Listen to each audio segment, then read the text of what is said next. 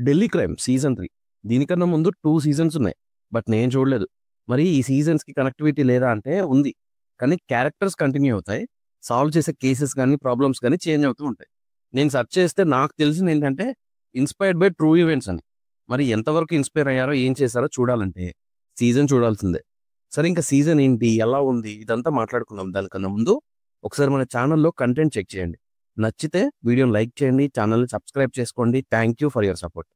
సరే ఇంకా సీజన్‌లోకి వెళ్తే ఈ సీజన్ మొత్తం హ్యూమన్ ట్రాఫికింగ్ మీద రూట్ అయి ఉంటుంది. హ్యూమన్ ట్రాఫికింగ్ ఎలా చేస్తున్నారు? తర్వాత వాళ్ళని ఎక్కడికి పంపిస్తున్నారు? వాళ్ళతో ఏం చేస్తున్నారో ఇలా కొన్ని పాయింట్స్ టచ్ చేస్తారు. అయితే మూవీ సైమల్టేనియస్‌గా 3 ప్లేసెస్‌లో జరుగుతుంది. హర్యానా, ఢిల్లీ, మిజోరం. ఈ 3 ప్లేసెస్‌లో 3 డిఫరెంట్ ఇష్యూస్ ఉంటాయి. ఒక ప్లేస్‌లో హ్యూమన్ ట్రాఫికింగ్ చేస్తే ఒక దగ్గర ఒక చిన్న పాప ఇన్సిడెంట్ జరుగుతుంది. ఇంకో దగ్గర అమ్మాయిలు అమ్మేయటం. ఇలా కొన్ని ప్లాట్స్ ఉంటాయి. ఇవన్నీ సైమల్టేనియస్‌గా జరుగుతుంటాయి. ఫైనల్‌గా వీటి వెనకున్నది ఎవరు? డిఫరెంట్ పర్సన్సా? లేక ఒక్కరేనా?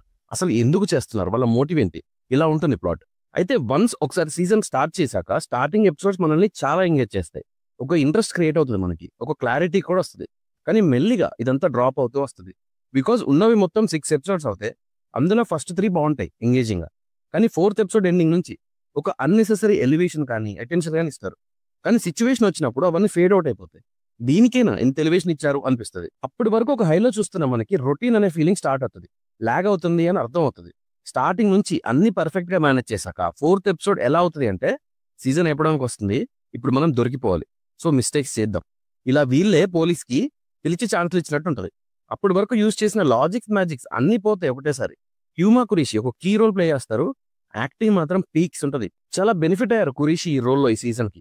ఒక పెద్ద స్కాండల్‌ని హ్యాండిల్ చేసే ఒక వుమెన్. ఆమె యాటిట్యూడ్ ఎలా మెయింటైన్ చేయాలి అనే పాయింట్‌లో పర్ఫెక్ట్‌గా ఫిట్ అయ్యారు. ఈ రోల్‌కి ఈ మూవీలో ఇంకో వేరే ఆప్షన్ లేదు అనేలా ఉంది పర్ఫార్మెన్స్. మ్యూజిక్ వైస్ పర్లేదు. రైటింగ్‌లోనే కొంచెం ఇంట్రెస్టింగ్ ప్లాట్ యాడ్ చేసుకొనుంటే బాగుండేది. ఇక్కడి నుంచి అక్కడికి, అక్కడి నుంచి ఇక్కడికి షిఫ్ట్ చేయడంలోనే సగం సీజన్ అయిపోయింది. ఇన్వెస్టిగేషన్ పార్ట్ కానీ, పోలీస్‌కి పెద్దకి మధ్య కాన్ఫ్లిక్ట్ కానీ ఇంకొంచెం బెటర్‌గా రాసుకోవాల్సింది. ఫస్ట్ 2 సీజన్స్ నేను చూడలేదు. ఇప్పుడు మళ్ళీ అవన్నీ చూసే ఓపిక లేదు. ముందు నుంచి అన్నీ ఫాలో అవుతున్న వాళ్ళు ఎవరైనా ఉంటే ఎలా ఉంటాయనో కామెంట్ చేయండి నాకు. బాగుంటాయి అనుకుంటే ట్రై చేస్తా. సో ఈ సీజన్ నాకెలా అనిపించిందంటే పర్లేదు అంతే.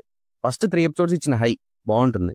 అది తర్వాత 3 ఎపిసోడ్స్‌లో క్లియర్‌గా ఫేడ్ ఔట్ అయినట్టు అనిపించింది. మీరు ఈ సీజన్ చూస్తే మీకెలా అనిపించిందో నాకు కామెంట్ చేయండి. సీరీస్ నెట్‌ఫ్లిక్స్‌లో అవైలబుల్‌గా ఉంది తెలుగులో. 5థ్ ఎపిసోడ్‌లో తెలుగు ఆడియో కొంచెం ఇష్యూ ఉంది.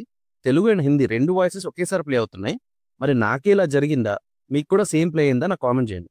ఒకవేళ అలా ప్లే అవుతే హిందీలో చూడండి బానే ఉంది. నా రివ్యూ నచ్చితే సబ్స్క్రైబ్ చేసుకోండి. Thank you for watching.